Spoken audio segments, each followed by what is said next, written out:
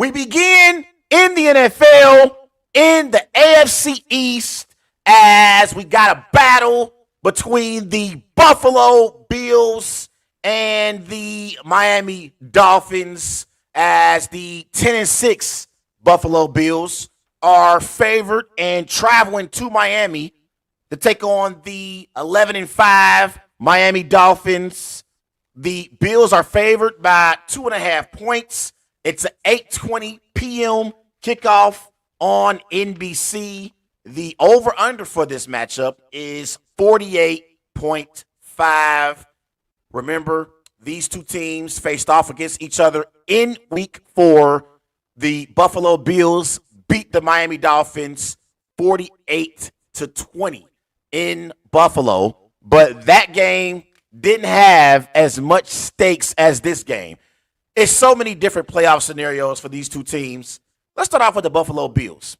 The Bills literally could be the number 2 seed in the AFC with a win, or the Buffalo Bills could completely fall out of the playoff picture altogether if they lose. And I believe if the Pittsburgh Steelers beat the Baltimore Ravens Saturday afternoon in Baltimore. So this game is huge for the Buffalo Bills. Buffalo could be the number 2 seed in the AFC, hosting a home playoff game on Wild Card Weekend, or they could be completely out of the playoff mix altogether if they lose. Now, for the Miami Dolphins, they are a lot to be in the playoffs, but they could be the 2 seed in the AFC, or they could drop down to the 6th seed and have to go on the road on Wild Card Weekend. And if you're the 6th seed, I believe Miami would play the Kansas City Chiefs. I think the Chiefs are locked in as the 3 seed in the AFC. So many different playoff scenarios for the Buffalo Bills and for the Miami Dolphins as we head into this big-time matchup. So, as I look at this game between these two teams, let's start off with the Buffalo Bills. Obviously, the Buffalo Bills, they're led by Josh Allen. For the season, Josh Allen, he has 27 touchdowns, 16 interceptions, 3,947 passing yards. He's completing 66% of his passes. But when I look at the Buffalo Bills offensively, over the last few weeks, the Buffalo Bills' success has not just been about Josh Allen. It's also been about that great running game that the Buffalo Bills have established over the last few weeks. Last week against the New England Patriots, the Bills, they had 127 rushing yards for the game. And the player who I consider the X factor in this Bills offense, it's not Stephon Diggs. It's not Gabe Davis. It's James Cook. He is the brother of Dalvin Cook.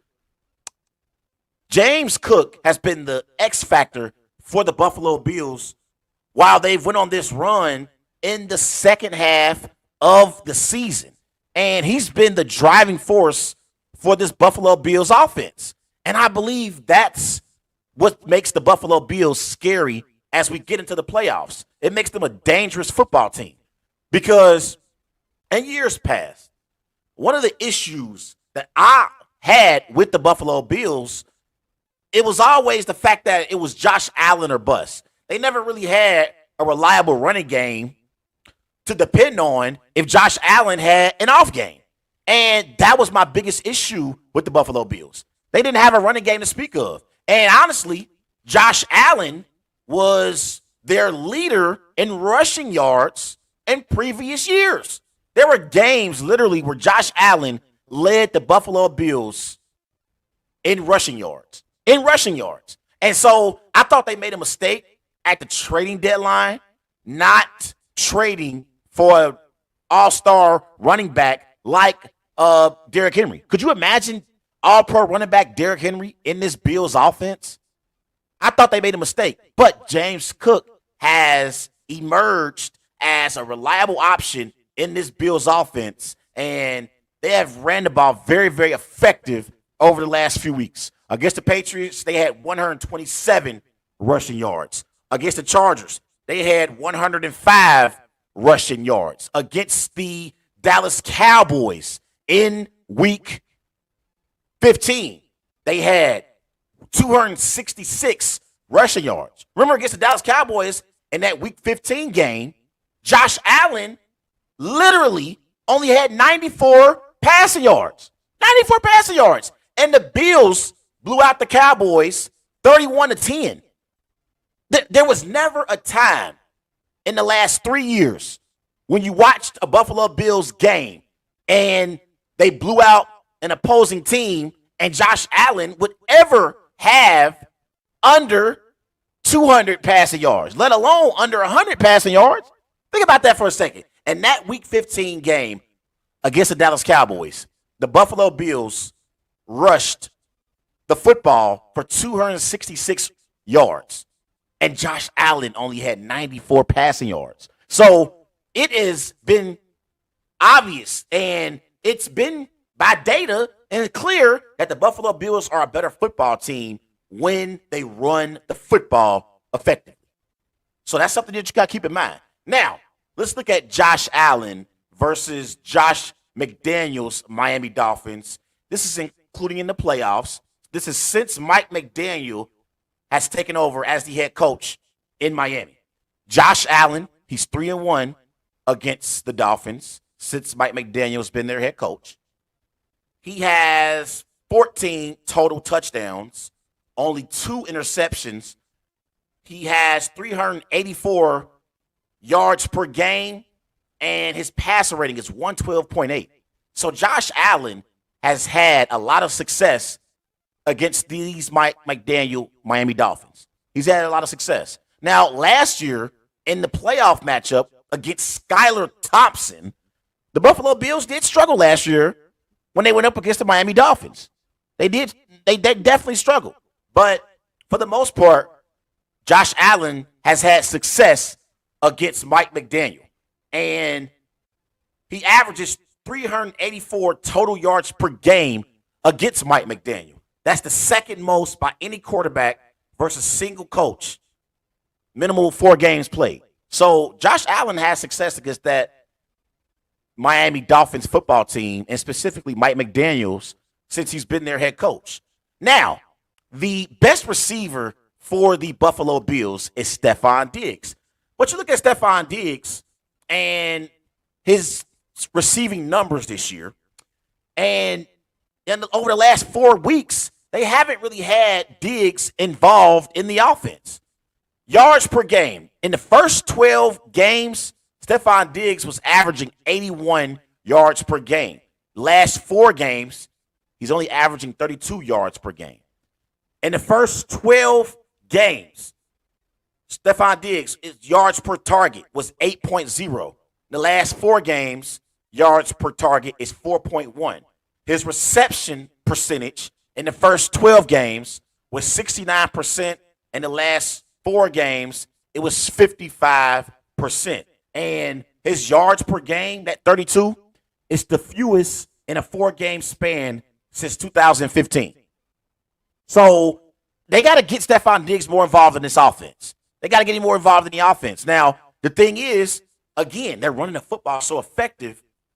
That's why Stephon Diggs has, in a way, been kind of forgotten about, but you understand his significance to this team. Now, let's talk about the Miami Dolphins. Obviously, the Miami Dolphins are led by Tua Tagovailoa. And so far this season, you look at Tua Tagovailoa's numbers. Tua has 28 touchdowns, 12 interceptions, 4,451 passing yards. He's completing 70% of his passes. Those 28 touchdown passes, those are the most touchdown passes Tua has had so far in his career. But the biggest issue right now with the Miami Dolphins is they're dealing with a lot of nagging injuries. A lot of injuries to key players on their offense. Tua Tagovailoa is dealing with a shoulder injury. Raheem Mostert is dealing with a knee and an ankle injury. Jalen Waddle also is dealing with the ankle injury. Tyreek Hill was also injured last week when they went up against the Baltimore Ravens. Okay, even defensively, they're dealing with injuries. They just lost Bradley Chubb to a season-ending torn ACL. They also are dealing with a foot injury with Xavier Howard, their cornerback. So the Miami Dolphins are banged up. But this is the thing about the Miami Dolphins. Despite their injuries, let's be real. The Miami Dolphins are one of those football teams. They are front runners, okay? They are not real contenders. They are pretenders. And the data backs it up. You look at the Miami Dolphins this year. This was before the beatdown that took place in Baltimore. Because we know in Week 17, the Baltimore Ravens beat down the Miami Dolphins 56-19. But this was even before that. This is the Miami Dolphins this season. Against winning teams, they're 1-3. Against losing teams, they're 10-1. Against winning teams, they average 18 points per game. Against losing teams, they average 36 points per game. Against winning teams, their total yards per game are 326. Against losing teams, they average 443 yards per game. Against winning teams, their point differential is minus 47 versus losing teams, their point differential is plus 196. So the thing with the Miami Dolphins is when they go up against elite competition in the NFL, they usually get blown off the field. And the one time this year against an elite team, the Miami Dolphins only scored 22 points against the Dallas Cowboys in Week 16. I'm looking at some of these games this year. You look at the Miami Dolphins. Look at some of their games this year. Against the Buffalo Bills in Week 4, they got blew out 48-20. Against the Philadelphia Eagles in Week 7, they got beat 31-17. Against the Chiefs in Week 9, they didn't get blew out, but they still lost 21-14. Against the Ravens in Week 17, 56-19. So when they go up against elite competition, they normally get blown off the field, which tells me they are not contenders. They are pretenders. And the Miami Dolphins could be a first-round exit in the AFC. They could be. Now, we know offensively they got talent. And when you got Tyreek Hill, you got Jalen Waddle at receiver, and you got Mike McDaniel calling plays, the Miami Dolphins offense can put up points. But when they're on the road, that's another thing, too. When they're on the road, they don't play as well on the road compared to how great they play in South Beach. And this is the thing. They win games in Miami, but you could make a legitimate argument that the reason why the Miami Dolphins win games at home is because the opposing team is distracted when they're in Miami. Let's call a spade a spade. When these opposing teams go down to Miami and they're playing the Miami Dolphins, dare I say, the night before, some players and even some coaches could be distracted. And that's the reason why the Miami Dolphins have played so well at home this season. But I don't look at the Miami Dolphins as a legit Super Bowl contender. They're playoff contenders, and they'll make the playoffs, but there are teams that are wild card teams that I think could beat the Miami Dolphins. That includes the Buffalo Bills if they met again in the playoffs. I think the Cleveland Browns could beat the Miami Dolphins as well. So I'm not a believer in the Miami Dolphins, but this is going to be a big game. I believe that it's a big-time matchup. It's going to be on Sunday Night Football. It's the last game of the regular season. But with all that being said, I'm rolling with the Buffalo Bills to beat the Miami Dolphins in Miami. I'm going Bills 28, Dolphins 17.